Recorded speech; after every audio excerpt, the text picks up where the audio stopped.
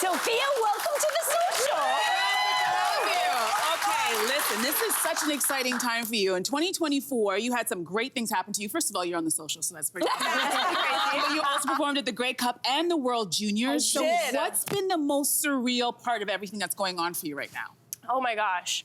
I will never forget the first time I did my first headline show in London and in Amsterdam. I think that had to... Wow. That's a big deal. It was insane, and I've never experienced something like that before, just seeing the crowd and like my fans, and it was like the first time I got to experience like my fans. I'll never forget it. That's That's lovely. Yeah, so You have an incredible voice, and a lot of your music is about heartbreak, and it cuts deep with your fans. So I'm curious about like what is it about that theme that you keep going back to? Was it one person who wronged you, or a bunch? And feel free to name him. I'm glad you're asking. I've been waiting, Ted. No, I think that it's just super relatable, and I think that I've experienced enough of it where I feel like it's just so important to talk about. And since I feel so connected to heartbreak and feeling that, I was like, I need to write about this or else I'm gonna lose my mind. Yeah. So, you know, that's how this whole thing happened, and It's very healing. It is. Yeah. And it's resonated with so many other people. It has, and I think that's so important. And Yeah. it's just, it makes people feel seen and heard, and I think, you know, and less alone during that time of need. I love that you say that one of your goals is to write music that'll make people scream. Of course. But I want to know, what is the music that makes you want to scream? Ooh. I mean, it's the same type of music, Yeah. really. It's like all the Olivia Rodrigo, Tate McRae music. I'm obsessed with them as artists and as individuals, so that's the type of music I'm working out to, crying to, all the things. Yeah. And Tate McRae was actually right here on that couch, right where you were Yes, sitting. exactly where you are. So shout out. Sharing a moment. Yeah. Exactly. Listen, you know, they always say it takes decades to become an overnight success, and you've been working really hard in this industry as well, and then finally breaking through. What was the biggest challenge to finally, you know, get through on that mainstream? I think it's, there's gonna be good and bad in everything, and I think it's finding, like, there's a lot of hate sometimes, and I think that was the most challenging thing, because where there's success and happiness and great things, you're not gonna satisfy everybody or make everybody happy, so it's kind of, you just have to understand that going into it. So I think that was the hardest thing, understanding that hate comments and people not understanding or being on your vibe is just, it's okay, you know? Wise beyond your years, young I was lady. just gonna say. Your years. I love that. Okay, so you have a massive social media following, and it feels like if you're an artist today, you have to be online. As an artist, how do you feel about that? I love it. You do? Personally, I love it. I love content creating. I love being online. It doesn't feel like work to me, although that it is, in a sense. I actually enjoy it very much. It's like something I actually look forward to because I love connecting to my fans.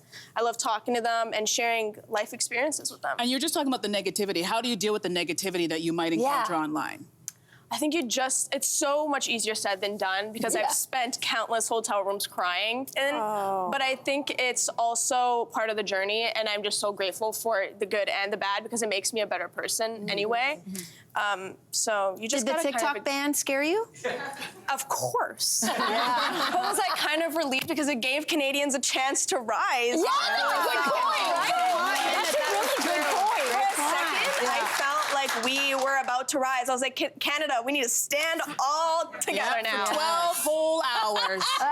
We did our best, you know? We did our best. You've gone viral several times for your covers, and you've gotten likes from the likes of Miley Cyrus, Gracie Abrams, who you mentioned, and Justin Timberlake. So, like, talk about, like the first time that you got that kind of recognition, what did that feel like? I was screaming. Yeah. I like ran to my mom immediately. It's never something, like, to my mom, these things are like so surprising, and she doesn't know how to react to it, so she just starts laughing because she thinks it's so funny. Because she's like, Miley Cyrus, like I grew up with Hannah Montana, you know what I mean? So for me to be like, remember that book you got me when I was like 7? She commented on my TikTok, and she thinks it's just like the funniest thing, and she's just like, oh my God, she doesn't even know how to react to it. And I don't think I do yet, to this day. It's still so crazy. How do your parents feel about this kind of rise? Were they always supportive of your music? Yes and no. I found it very hard for my family to be accepting in the beginning because my mom's like, came here as an immigrant, you have to go to school, and you know, you can't not go to university or college. And I had to really convince her for a while. So it took me a couple of viral TikToks and to be on TV to convince them.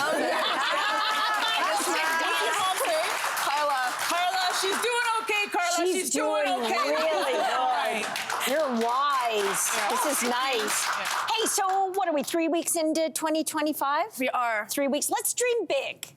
What do you want to have? What's the best thing you want to have happen in 2025? Some people use the word manifest. I don't know if you do. Yeah, I manifest. Sure, then what are we manifesting for the year? I think we're gonna manifest a headline tour. Nice. Doing it, yep. Yeah, hopefully an award appearance. Nice. To be healthier. Sure. Sure. Maybe a collabo with Tate? A collab with Tate McRae. Do Put it. that out there. And to meet Camila Cabello. These are good. They're good. Yeah.